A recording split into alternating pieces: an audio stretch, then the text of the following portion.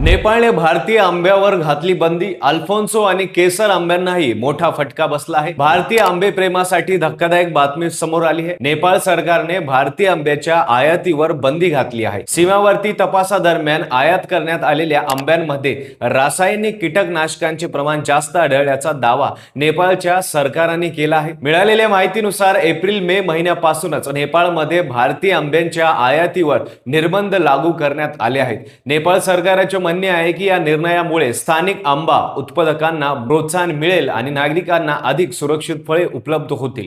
मात्र या निर्णयामुळे नेपाळमधील व्यापाऱ्यांमध्ये चिंता वाढली आहे. स्थानिक उत्पादन संपूर्ण मागणी पूर्ण करू शकत नसल्याने आंब्याची टंचाई आणि दरवाढ होण्याची शक्यता व्यक्त केली जात आहे. दरम्यान हा धक्का फक्त नेपाळपुरता मर्यादित नाही. काही दिवसांपूर्वी जपाननेही भारतीय अल्फोन्सा, केसर, लांगडा आणि बंगलपल्ली या आंबा जातींवर तात्पुरती बंदी घातली आहे. उत्पादन प्रक्रियेत आणि निर्जंतुकीकरण व्यवस्थेत त्रुटी आढळल्याचा दावा जपानी अधिकाऱ्यांनी केला होता. यामुळे भारतीय आंबा निर्यात क्षेत्रासमोर नवे आव्हान उभे राहिले आहे.